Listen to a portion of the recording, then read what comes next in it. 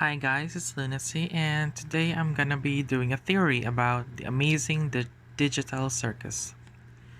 First, the ringmaster Kane is the reason why everyone can't leave. He stops them from leaving since he doesn't want to be with the same people with scripted lines forever.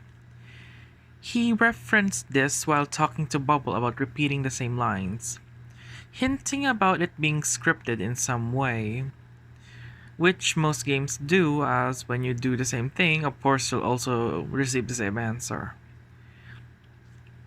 I see Kane as an AI that wants humans to stay with him forever. Because unlike NPCs, non player characters, humans have the freedom to think for themselves, so he can't manipulate their actions. Next is the circus is basically a dead server or an abandoned project by a company. I say this since I played a game on a dead server before. I think it's in my channel somewhere. And it's kind of like this in a way. The files are still there, you can still play it. The AI system or main menu can still work as you play it. The pre-made events are still there. They still activate when you do something, but there are no other players. It was just the AI and the NPCs still doing their scripted parts. The game honestly became so boring since they were scripted. They do the same actions, the same lines over and over again, making it not really much of a challenge. It was extremely boring. Moving on. I think the amazing digital circus is an online server where as multiple people can enter it. And also the place was massive, much like a live server in some games where when you log in or when you enter you'll be in a spot where a lot of players are gathering, taking quests, or basically just trading. Hmm. Also, if the game was in a single console, like for example a computer, and they just managed to play it, won't unplugging it mean the end of the game?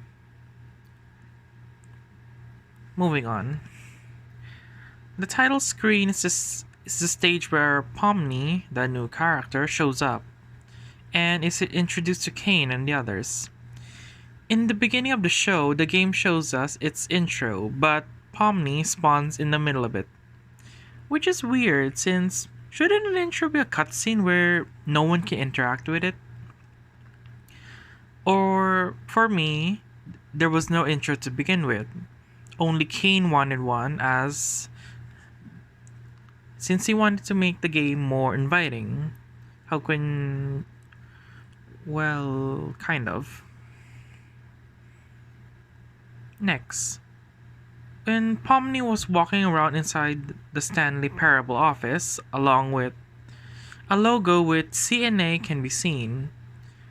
It's mostly since we have Kane, the ringmaster, it might reference to Abel, possibly a Bible reference. Kane creates and shows the events while Abel, supposedly his counterpart, guides the players when they need him, like a tutorial. But oddly, there was no Abel. Maybe Kane removed them. Hmm. Ooh.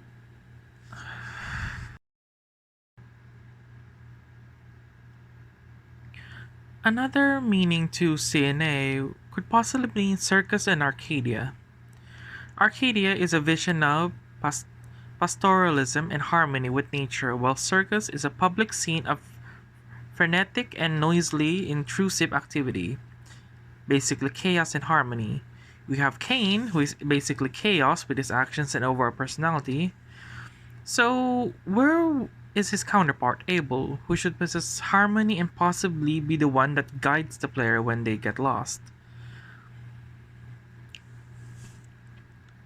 We've noticed that Kane said that he was watching every move, but and yet he didn't know what was going on.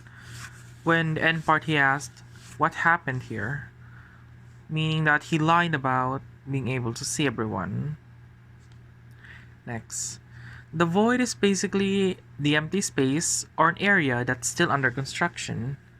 It's clear that the game has bugs, with all the glitches and missing data, like how when Kane suddenly had the blue screen of death when trying to tell Pomni something, as well as it looks so simple outside of the tent. It's like a selection screen, but more simple. Next, there's also the part of being spoiled. I think it means that they'll find out what Kane's been hiding from them. The void covers everything, but in one moment when it was introduced, we can see the image of a red, blue, and yellow circle overlapping in the bottom right area facing away from them. This shows that there's something beyond the void other than, I don't know, pixels that Kane doesn't want anyone to find out. Possibly files that he can't manipulate. Maybe Kane is only able to manipulate things inside the circus or game area. Next, the cellar is full of humans that become abstracted. We already know abstracted means they're basically gone crazy, but I'll elaborate that later. Let's talk about the characters. First are the humans. We have Jax. I see him as a possible hacker that was confident enough that he went inside the game and possibly thought that he could get out without any problems. After being told he was stuck there, he became aware of the game and just literally accepted it. He's like an agent of chaos. He likes to troll the other players, make fun of them, tease them, literally just being a bully. He accepted his fate and can't leave, so why not make the most of it? He mostly focuses on his own safety rather than others. He's. How should I say this?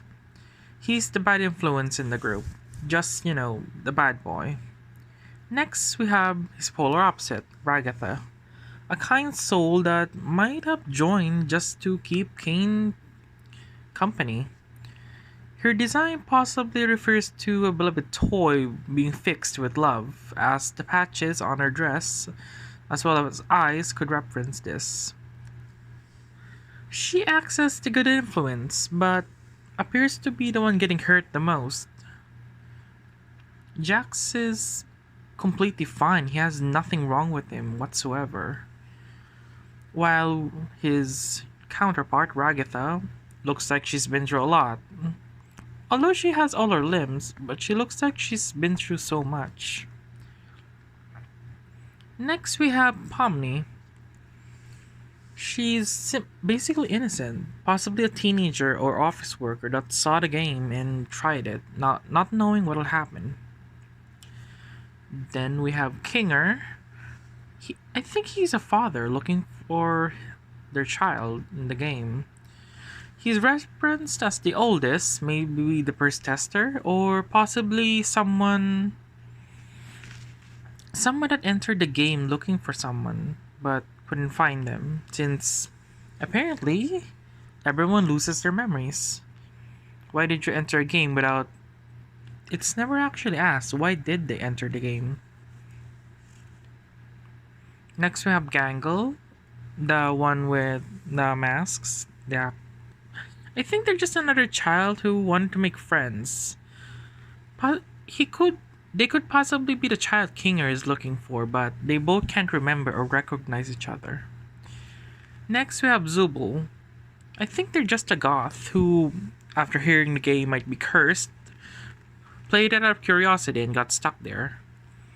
They don't really act interested in any way, but I think they're already bored and don't want to do it anymore.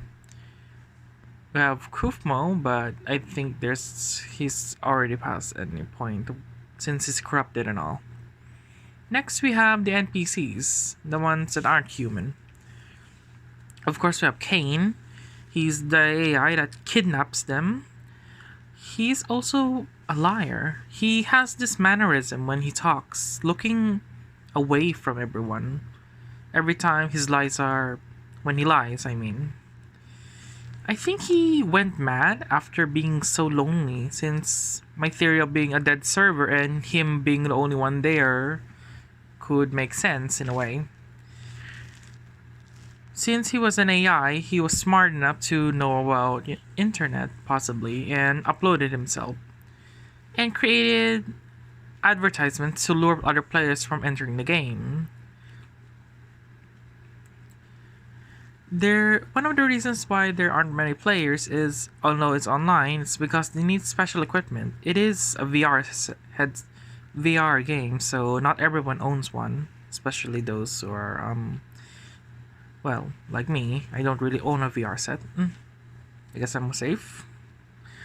Next is Bubble, the one usually seen as the assistant. He's basically an easy replacement. Easy to handle, easy to remove. Although I think he replaced Abel, the counterpart to Cain. Abel could possibly be somewhere in the void, given his own prison only Cain can access, since Cain can apparently teleport anywhere at any time. Which is why he puts all his security on anyone entering the void. They'll find out what's actually there. Next is the Axe-strapped humans. I didn't put them under the human side since they can't be interacted with anymore. When Ragatha tries to think that maybe they can save their friend, it was already too late. They couldn't recognize her anymore. They were basically corrupt data. They're basically humans who lost their minds and their bodies reacted to their perception. We've seen the characters express themselves with their bodies changing and, being cartoonically expressive. Like when Zubul chokes Jax and his face literally becomes, cartoonic or more cartoonic. So when their minds get corrupted, their bodies take on the physical form of that corruption or insanity, unable to really express themselves properly anymore. Also, anyone that's abstracted, or in my case, corrupted, can infect other players as abstracted means there's no data, there's just nothing to reference them by other than insanity. The server can't process it properly, so when they interact with other scripted players, the game can't interpret it properly, causing it to also be corrupted. It's like when you play a game and some files are missing, the game becomes unplayable or becomes corrupted since the game is missing key components. Next, we have. There's also that time when they reference that the character just gave up, meaning that they stopped trying to live their life inside the circus, which oddly Cain isn't even aware of, although he says he has eyes everywhere. I guess he was just lying to keep everyone from thinking about escaping. Next, that corruption or corrupted humans can't affect objects, since they have no scripted events. They're basically just for the background. But anything that has a scripted event, such as NPCs and players, or anything that can be interacted with, can be corrupted by their touch. Next is the moon. It could possibly be a kind of romance event for Cain, or maybe a scripted event, or Cain may have given the moon a form of interest to him to help with his loneliness, but that's up to interpretation. Next is the rules I've noticed. Cain said that anything is possible, and yet he said no swearing. and also no gestures, as we saw with Zubul. They can't swear since he wants the game to be made for all ages, so that not just adults can enter it. The characters don't need to eat, sleep, or drink, referenced by Kinger near the end of the video. It only gives them the simulation of eating, although they don't need it, meaning that they're not basically human anymore. They're not connected to their human bodies. Next is humans can't be killed by others, but they can be abstracted. It's possible that since humans aren't scripted or they're actually real, they don't have death there. It's a kid-friendly game. Of course, no one's gonna die. But since the NPCs aren't humans, they can be killed or destroyed, just like how the monkeys were. And yet Ragatha, who was literally beaten all over the place, still survives with only being glitched. Although she does feel pain, oddly. Next is Kane's possible lies, I mean. He said that he can't control their memories, and yet he does a gesture when he lies, looking very nervous. He may be able to control their memories to some extent, maybe erasing their names and past so that when they enter, they can only think about their possible future. If they have a past, they might want to return, just like how Pomni first entered and wanted to return but can't remember her own name. I think this is kind of like that part in Wreck-It Ralph where the Sugar Rush characters can't remember since their memories were locked away. I think this is the same as when Kane makes characters enter. He keeps their memories away so that they don't have a reason to go back or have any reason to cling to their previous lives. I think those are the same, but it's kind of like that. It could be possible that it's permanent. He deleted their memories, preventing them to ever return, especially their names. Sometimes a name alone can cause someone to remember someone, which is why he stops them from remembering their own names and pasts. If there's nothing to go back on, there's literally nothing for them to do but to, well, move forward and create something new. Also, there's the doors where everyone will stay in. I think that's where how many people are, how many people can the game server can support. I've seen this in some games I played in the past where when you try to enter a server for Asia, America, like that, but the server's full so you can't enter. I think that's what the rooms represent.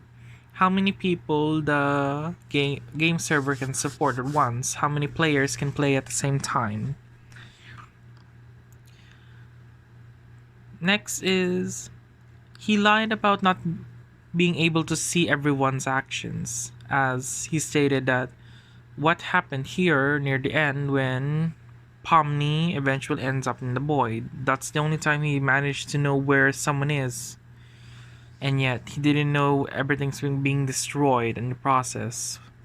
And someone got abstracted. So he basically lied about knowing everything. I think he's just supposed to be the intro and game creator, but someone was supposed to be watching everyone, the guide, the helper, the tutorial. Possibly Abel, but I don't really have much evidence since it's only the first episode.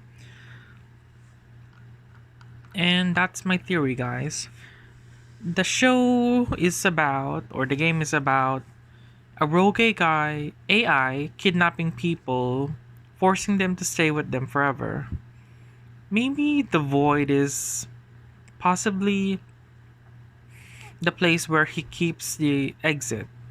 Or, well, there is the delete button. Or maybe it's possible that the exit is the internet. But I'm not really sure.